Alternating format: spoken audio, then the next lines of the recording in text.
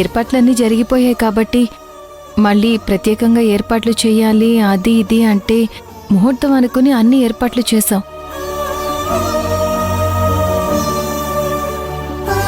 ఏం జరిగింది? మళ్ళీ ముహూర్తం చూడాలి. అన్ని ఏర్పాట్లు చేయాలని ఆలోచించొద్దు. మీ మనసుకి ఎలా అనిపిస్తే అలా చేయండి, సరేనా?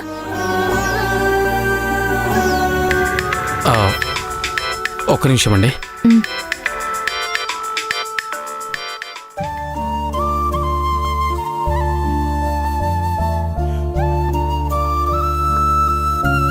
శౌర్య, ఆ రుద్రాణి గారి సంగతి నీకు తెలుసు.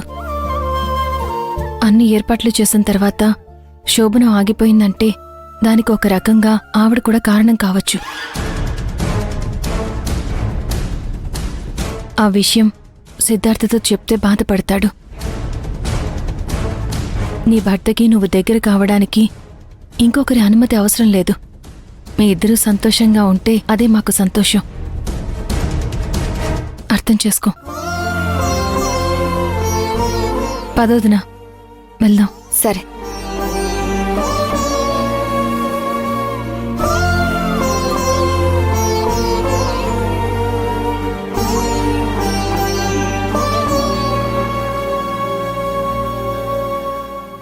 ఏంటమ్మా, చెల్లెలతో మాట్లాడొస్తున్నారా?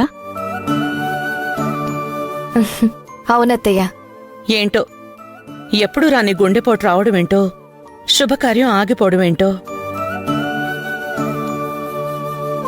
సరేనండి, ఏదైనా ఎప్పుడు జరగాలో అప్పుడు జరిగితేనే బాగుంటుంది. అవునవును, నిన్న కార్యానికి దేవుడి ఆశీర్వాదం దక్కినట్టు లేదు, అందుకే ఆగిపోయినట్టుంది.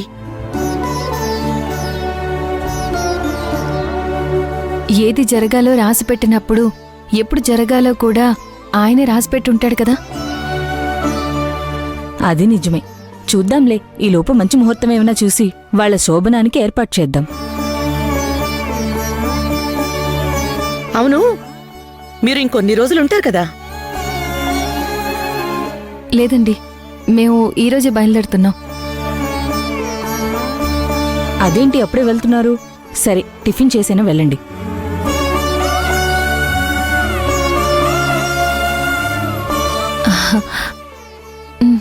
సరే, మీరు తినమన్నప్పుడల్లా మేం తినకుండా వెళ్ళిపోతున్నాం. ఖచ్చితంగా తినేసే వెళ్తాం. వాళ్ళిద్దరికీ శోభనం జరిపించాలని ఆత్రంగా వచ్చారు కదూ. మీ కోరిక తీరకుండానే వెళ్ళిపోండి. నేను వాళ్ళిద్దరిని ఒకటి కానివ్వను. పదమ్మా, పదండి.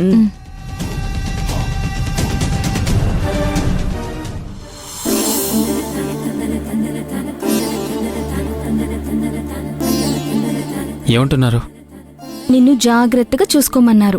బానే చూసుకుంటున్నావు కదా. బానే చూసుకోవడం అంటే ఇలా దూరం దూరంగా ఉండి చూసుకోవడం కాదు.